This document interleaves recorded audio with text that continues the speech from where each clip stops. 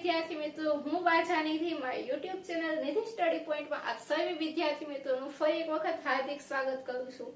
આજે આપણે જોવું છે ધોરણ 10 પ્રકરણ 1 વાસ્તવિક સંખ્યાઓ। તેમાં આપણે જોવું છે ઉદાહરણ નંબર 2। એની અગાઉના લેક્ચરમાં આપણે લસાઅ અને ગુસાઅની ચર્ચા કરી હતી। એના અગાઉના લેક્ચરમાં આપણે ઉદાહરણ 1 ની ચર્ચા કરેલી હતી। આજે આપણે ઉદાહરણ 2 જોવું છે, તે પણ કયા કન્સેપ્ટ પરથી, તો કે લસા અને ગુસાઅના કન્સેપ્ટ પરથી। જે આપણે અગાઉના લેક્ચરમાં શીખી ગયા છે કે લસા અને ગુસાઅ કોને કહેવાય છે। તો જોઈએ અવિભાજ્ય અવયવીકરણની પદ્ધતિ। મેં અગાઉના લેક્ચરમાં તમને અવિભાજ્ય અવયવીકરણની પદ્ધતિ પણ શીખવાડેલી હતી કે અવિભાજ્ય અવયવીકરણ શું છે। તો જોઈએ આપણે પહેલા તો આપણને કઈ રકમ આપેલી છે, તો કે 6 અને 20 આપેલા છે। તો 6 અને 20 માં આપણે શું શોધવું છે? ગુસા અને લસા શોધવો છે। તો પહેલા તો આપણે બંનેનું અવિભાજ્ય અવયવીકરણ કરીએ। લખીએ આપણે પહેલા 6 ના આપણે અવિભાજ્ય અવયવ પાડીએ। તો કે 6 ના અવિભાજ્ય અવયવ સ્વરૂપે મારે લખવું હોય તો હું 2 ગુણ્યા 3 લખી શકું, તો કે હા 2 અને એને ગુણ્યા 3 લખીએ એટલે શું થાય? એનું અવિભાજ્ય અવયવીકરણ થઈ ગયું સામાન્ય રીતે। અને આ 2 અને 3 ને હું શું લખી શકું? 2 ની 1 ઘાત એને ગુણ્યા 3 ની 1 ઘાત આવી રીતે પણ લખી શકીએ। તો કે હા આપણે ઘાત સ્વરૂપે પણ એને દર્શાવી શકીએ છીએ। ત્યારબાદ જોઈએ 20 નું આપણે અવિભાજ્ય અવયવીકરણ કરવું છે। તો 20 એટલે શું? તો કે 4 ગુણ્યા 5 4 પંચા 20 થાય। અને 4 છે એ પાછી વિભાજ્ય સંખ્યા છે, 4 ના પણ પાછા અવિભાજ્ય અવયવ પાડીએ એટલે 2 ગુણ્યા 2 આપણે 4 કહી શકીએ। તો હું સીધું અહીંયા લખું છું 2 ગુણ્યા 2 ગુણ્યા 5 એટલે કે 4 પંચા 20, 2 ગુણ્યા 2 4 અને એને ગુણ્યા 5 એટલે શું થાય? 20 થાય। બીજું કશું નથી કરવું, ખાલી આપણને જે વિભાજ્ય સંખ્યા આપી હતી એની અવિભાજ્ય સંખ્યા સ્વરૂપે એને દર્શાવ્યું છે।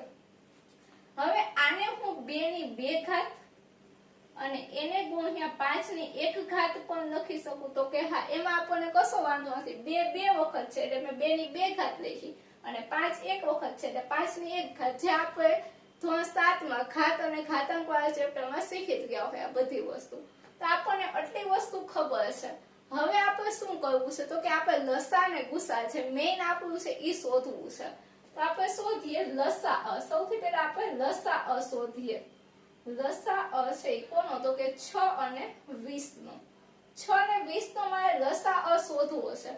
તો શું કરવું પડે? તો કે જ્યારે આપણને લસાઅ શોધવાનું કે ત્યાં એક તો આપણે બધી આપેલી બધી વસ્તુ લઈ લેવાની છે, એટલે કે મહત્તમ ઘાત લેવાની છે। જે આપણી પાસે છે આ બધી વસ્તુ આપણી પાસે છે એની મહત્તમ ઘાત લેવાની। માનો કે 2 છે તો 2 ની મહત્તમ ઘાત કઈ છે? એટલે કે વધારેમાં વધારે ઘાત। તો કે 2 ની 1 ઘાત વધારે કહેવાય કે 2 ની 2 ઘાત? તો આપણને ખબર છે 2 ની 2 ઘાત કેવી કહેવાય? વધારે કહેવાય। તો હું અહીંયા લખું 2 ની 2 ઘાત। 5 ની જો 1 ઘાત છે, એક આમનામ લખી નાખીએ। 3 ની 1 ઘાત છે, એક આમનામ લખી નાખીએ। બધાનો આપણે કહે 2 ની 2 એટલે 4 ગુણ્યા 5 ગુણ્યા 3, 4 પંચા 20 અને 20 ગુણ્યા 3 એટલે શું થાય? 60 થાય। તો 60 છે એ આપણો શું બની ગયો? લસાઅ બન્યો। અને તે પહેલા પણ મેં તમને એક વખત કીધું હતું કે જ્યારે છે લસાઅ હોય એ આપણી આપેલી બે સંખ્યા હોય કાં તો એમાંની મોટી સંખ્યા અથવા તો શું હોય? મોટી સંખ્યા કરતા મોટો હશે। તો જો અહીંયા 6 અને 20 છે, 20 મોટી સંખ્યા છે તો આ લસાઅ આપણો કેવો આવ્યો? 20 કરતા પણ મોટો આવ્યો। અને હંમેશા મોટી સંખ્યા હોય ને એના ઘડિયામાં જ વધારે પડતો આવતો હોય। તો આ 20 ના ઘડિયામાં 60 આવે તો કે હા તો લસાઅ આપણો કેવો છે? સાચો આપણને મળ્યો છે, ઈ પણ આપણને ખ્યાલ આવે। સાથે આપણે જોઈએ ગુસાઅ શોધવો છે। તો ગુસાઅ આપણે કેમ મેળવશું? તો કે 6 અને 20 નો આપણે ગુસાઅ મેળવવો છે। તો ગુસાઅ એટલે શું? તો કે મોટા નાનામાં નાની ઘાત અને કેવી? સામાન્ય ઘાત લઈએ। હવે બંનેમાં સામાન્ય હોય એવી ઘાત અને નાની ઘાત કઈ છે? તો કે સામાન્ય હોય એવી, જો અહીંયા આપણે જોવાનું છે મેઈન તો આ બે હું અહીંયા કરું છું, નાની ઘાત અને સામાન્ય હોય એવી। તો કે બંનેમાં સામાન્ય હોય એવું 2 ની 1 ઘાત એક જ આપણને દેખાય છે। 2 ની 2 ઘાત નહીં લઈએ કારણ કે ઈ કેવી છે? મોટી ઘાત થઈ।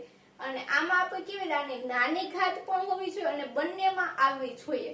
તો 1 ઘાત 2 ની 1 ઘાત છે એ ક્યાં આવે છે? તો કે બંનેમાં આવે છે એટલે કે 2। તો અહીંયા આપણો ગુસાઅ શું થઈ ગયો? 2 થઈ ગયો અને લસા શું બનશે 60 બનશે. આપણે નીચે એક વિધાન લખી નાખવાનું આમ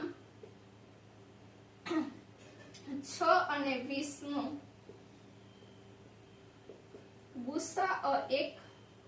ગુસાઅ બરાબર 2 અને લસાઅ બરાબર 60 છે અને લસાઅ બરાબર 60 થશે. આવું વિધાન તમે લખો એટલે તમને શું મળે? પૂરા માર્ક એક્ઝામમાં મળે. ચલો, મેઇન વસ્તુ શું છે? બે વસ્તુ ખાસ આપણે યાદ રાખવાની છે. લસાઅ હોય ત્યારે બધું જ લઈ લેવાનું અને મોટી ઘાત લેવાની, અને ગુસાઅ હોય ત્યારે નાની ઘાત. હું અહીંયા સાઈડમાં તમને લખીને જ દઉં છું નોંધ સ્વરૂપે. નોંધ તમે લખી શકો છો તમારી બુકમાં કે જ્યારે લસાઅ હોય તો મોટી ઘાત અને બધું લેવાનું, અને ગુસાઅ હોય ત્યારે નાની ઘાત અને કોમન ઘાત, નાની ઘાત અને કોમન ઘાત લેવાની છે. અને આમાં શું હોય? મોટી ઘાત અને બધું લેવાનું હોય છે. આ બે વિધાન તમે યાદ રાખો એટલે તમને આપોઆપ લસા અને ગુસા છે આખું આવડી જાય.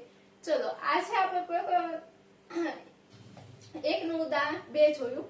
આવતા લેક્ચરમાં આપણે ઉદાહરણ 3 તરફ જશું. ત્યાં સુધી મને રજા આપો, અને જો તમે વિડીયો પહેલી વખત જોતા હોય તો ચેનલને સબસ્ક્રાઇબ કરો. વિડીયો ગમ્યો હોય તો તમારા અન્ય મિત્રો સુધી વિડીયોને શેર કરો. ફરી મળીશું આવતા લેક્ચરમાં. ત્યાં સુધી થેન્ક યુ સો મચ.